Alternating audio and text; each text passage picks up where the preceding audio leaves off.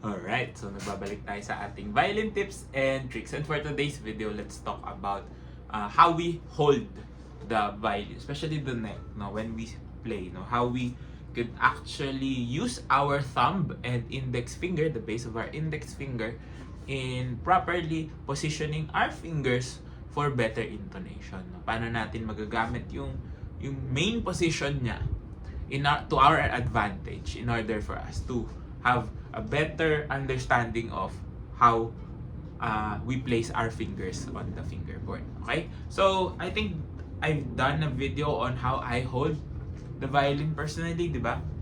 But this time we'll focus on the things you could actually do to adjust these things para mag-work siya in your favor. Okay? So, first things first, how do we hold? No, personally, I hold my violin like so. No, yung base of my index finger right here and the side of my thumb. Yun yung dalawang contact points na ginagamit ko.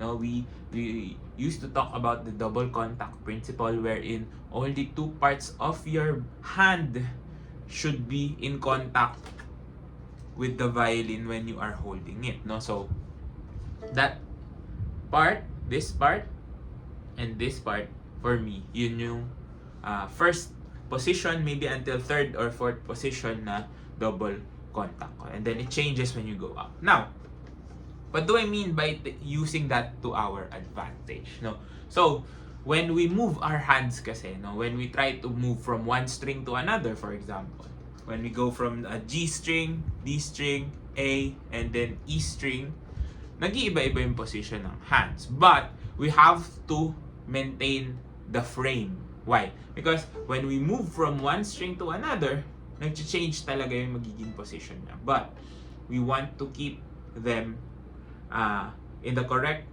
placement on each of the strings. Now, kailangan hindi natin gagalawin ito, so we move our hands. Now, when we move our hands, of course, the movement doesn't just come from the fingers itself. Sabi nga natin, from the hand. So, ano ba yung nakakontak? Babalik tayo doon. So, basically, this movement yung kailangan natin. No? The movement from your elbow up to your hands and up to your fingers. So, when we try to move from one string to another, we rotate. No? So, when we want to go to the E string, we rotate our elbow or our hand towards the E string, which is to the right, no? But we move it to the left, no? Going to the left yung elbow natin, but our hand will go to the right. And now, we do the opposite when we go to the G string. So when we go to the G string, we move our elbows to the right, so our hand goes to the left. Now, that movement will indicate that your thumb and your index finger, which is holding it, to move as well. So, minsan makikita mo, mas mababa yung thumb when we go to the G string. And mas mataas yung thumb natin when we go to the E string. Now, this is perfectly normal. You just have to maintain that position in order for you to play in tune, di ba? So, hindi dapat magbabago yung movement na yun. So, we are talking about this movement na. So, when we go to the G string, bumababa ng konti. So, para silang pulley, no? Essentially, it's like a small pulley system wherein when we move this up, your hands go down. And when we move the thumb down, you can move your hands up, no? Or your fingers up. So, yun yung movement na kailangan nating bantayan. And if we master that movement, it would be easy for us to play, scales across all strings. Mas mapapadali yung mga string crossing natin, even fingerings when we're doing chords. Pag na-identify natin how far you could actually move these parts of your fingers or hand, no, para mas mapadali mo yung movement na yan. So, one important thing is that you still don't apply pressure here. So, yung pressure na ina-apply natin on pressing the strings should not be affected by that movement, no? Sabi din naman natin before that finger position is dependent on you, no? Basically on how long your fingers are or how short they are. It will greatly depend on what you need and what you are how your body is built, no, basically, no. So usually talagang tinataas nung iba pag maiksi yung fingers nila so that they can reach the strings properly.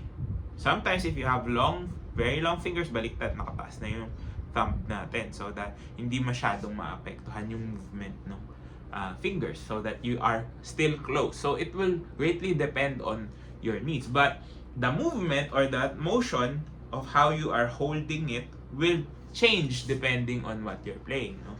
So for example, if we play a G major scale, let's say until E2 for the beginners, diba? So if I'm on the G string, my fingers would look like this. So now I'm going to the D string. Now I'm going to the A string. And then E string. So, kung mapapansin nyo, tumaas ng konti, very, very subtle yung movement. But that movement is still there, no? It's the same thing with bowing, di ba? Very subtle movement if we're doing short strokes, but we still want to move in a straight line. Ganun din sa movement na to. If you're doing it fast, you won't really see it that much, no?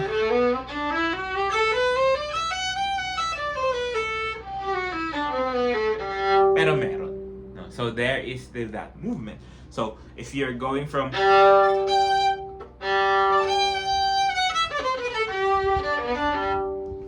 there's still movement na nakikita natin.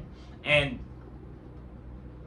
that is an important thing to note also is there is always space in between. Kasi if there's no space, if you're choking the neck, hindi ka rin makakagalaw.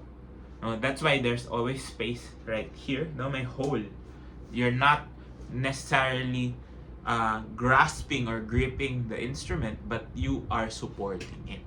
No, so yung pag-ikot-ikot ng kamay natin can only happen if you are not holding on too tight. So again, it needs to be in a very relaxed state, in a very relaxed position that you can move freely. So kahit na sabihin mong nandun ka, you need to have this frame, no? Your frame can still move, right? So ganito pa rin dapat kaluwag yung fingers natin. So if we're pressing down and moving, we can still move them independently. Kasi yung iba, once na nahawakan na nila, especially for a lot of beginners, once they hold on to it, di ba, nahihirapan na sila. And mahihirapan ka na din mag-move. So, you need to be able to work with your fingers freely. Yan. So, kailangan mo practicein yung tamang hold. So, paano nga ba natin nahawakan nang hindi natin siya hinahawakan? That's the hardest question to answer because it all relies here on how you are holding it with your chin or how you're holding it with your head and body. Kasi hindi naman talaga dapat natin siya hinahawakan na ganito. Or, yeah, you could actually lift it up. Kasi the upward force doesn't require you to grip. Diba? So, inaangat lang talaga natin yung instrument. And by lifting it up, you still have that freedom of movement, di ba? Kayang-kaya, mas madali din mag-shift, mas madali kang makakagalaw. And kapag nahirapan pa din kayo, no? If you don't have a shoulder pad, maybe try a shoulder pad para makatulong din siya. So, left hand does not hold. You need to have a lot more movement, no? A lot more freedom for not just your four fingers. Kasi akala nung iba, ganito na lang yun pag tumutugtog tayo, di ba? Kasi apat lang naman talaga. But the thumb is your anchor point, it's your pivot point, no? So we're only talking about this movement, no? We haven't talked about shifting or even extensions, no? Na lagi nating naririnig na kailangan mo bilang isang violinist. So if you have a nice set of finger movements, no? Maayos yung left hand posture and position mo, mas madali kang makakagalaw.